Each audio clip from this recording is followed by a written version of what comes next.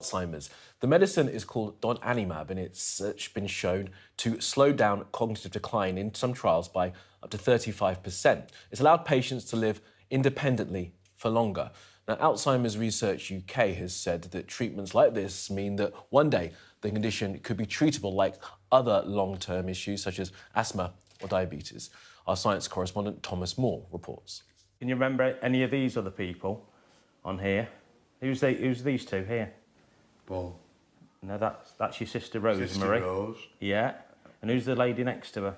The memories are fading as Alzheimer's disease slowly fogs Richard's brain. His son describes it almost as a living bereavement, and until now there's been little that doctors could do.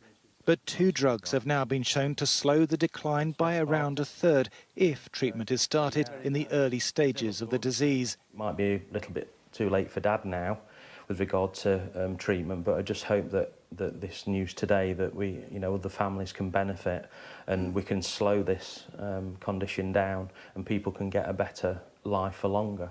New results show an antibody drug called donanemab was able to remove amyloid, a rogue protein, from the brains of people with Alzheimer's. Earlier this year, another drug, lecanemab, was shown to be similarly effective, and there's growing confidence that although the drugs are not a cure, we are at a turning point for one of the most feared diseases of old age.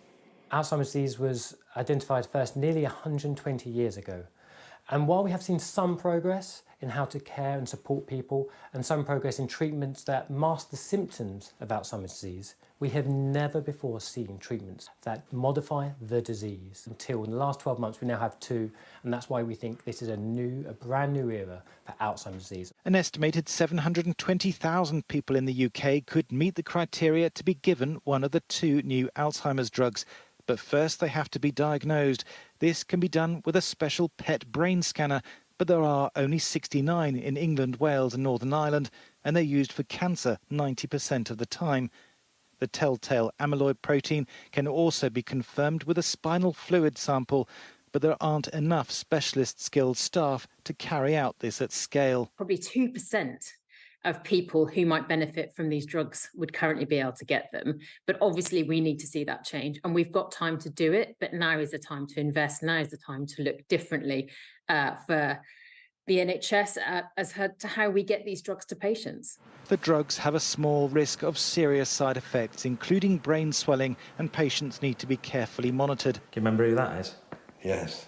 That's the club captain. Paul will shortly walk the length of Britain to raise money for more research, to find even better treatments that might just make this the last generation to suffer from Alzheimer's disease. Thomas Moore, Sky News in Nottinghamshire.